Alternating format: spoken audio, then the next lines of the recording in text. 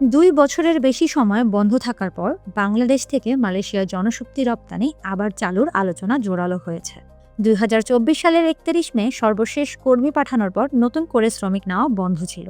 সম্প্রতি প্রধানমন্ত্রী তারেক রহমানের মালয়েশিয়া সফরে বিষয়টি আলোচনায় আসে এবং সরকারও জানিয়েছে দেশটির শ্রমবাজার বাংলাদেশি কর্মীদের জন্য আবার উন্মুক্ত হচ্ছে। দুর্নীতি দমন কমিশনের করা একাধিক মামলার অভিযোগে বলা হয়েছে, বাংলাদেশি বংশোদ্ভূত মালয়েশিয়ার নাগরিক আমিনুল ইসলাম বিন আমিন নূর ও তার সহযোগীদের নেতৃত্বে গড়ে ওঠা সিন্ডিকেট 2021 থেকে 2024 সালের মধ্যে 4.5 লাখের বেশি কর্মী পাঠিয়ে নির্ধারিত ফির বাইরে প্রায় 7,984 কোটি টাকা আত্মসাৎ ও অর্থ পাচার করেছে। এসব মামলায় সাবেক মন্ত্রী, সংসদ সদস্য এবং বিভিন্ন রিক্রুটিং এজেন্সির মালিকদেরও আসামি করা হয়েছে। মালয়েশিয়ায় কর্মী পাঠাতে মাইগ্রাম নামে একটি ডিজিটাল সিস্টেমে কর্মীদের নিবন্ধন করতে হয়। এই সিস্টেম পরিচালনা করত বাংলাদেশি বংশোদ্ভূত আমিনুল ইসলাম বিন আমিন নূরের প্রতিষ্ঠান বেস্টিনেট।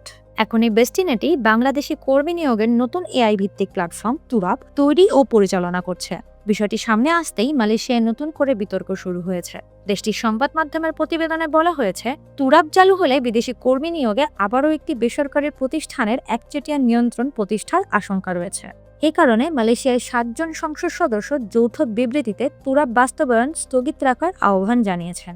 তাদের প্রশ্ন, আগের বিতর্কিত FWCMS পরিচালনাকারী বেস্টিনেট কেন আবারও বিদেশি কর্মী নিয়োগ ব্যবস্থার কেন্দ্রীয় ভূমিকায় থাকবে।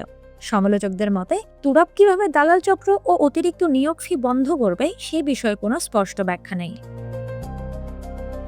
এদিকে দুদকের তদন্ত এখনো চলমান। সংস্থাটি জানিয়েছে, অভিযুক্ত কয়েকটি রিক্রুটিং এজেন্সির মালিকদের সম্পদের তথ্য চেয়ে ইতিমধ্যে চিঠি দেওয়া হয়েছে। পর্যায়ক্রমে আরও কয়েকজনকে নোটিশ দেওয়া হবে। দুদকের উপপরিচালক জনসংযোগ মোহাম্মদ আক্তারুল ইসলাম বলেন, দাখিল করা সম্পদের হিসাবের সঙ্গে প্রকৃত সম্পদের অমিল পাওয়া গেলে অবৈধ সম্পদ অর্জনের অভিযোগে সংশ্লিষ্টদের বিরুদ্ধে মামলা করা হবে। একই সঙ্গে আমিনুল ইসলাম ও তার সহযোগী রুহুল আমিনকে দেশে ফিরিয়ে আনার প্রচেষ্টাও অব্যাহত রয়েছে। অন্যদিকে সরকার জানিয়েছে, দীর্ঘদিন বন্ধ থাকার পর বাংলাদেশি কর্মীদের জন্য মালয়েশিয়ার শ্রমবাজার আবারও খুলে যাচ্ছে। সম্প্রতি প্রধানমন্ত্রী তারেক রহমানের মালয়েশিয়া সফরে বিষয়টি গুরুত্ব পায়। সফরে তিনি দেশটির প্রধানমন্ত্রীর কাছে বাংলাদেশি কর্মীদের জন্য শ্রমবাজার পুনরায় চালুর অনুরোধ জানান।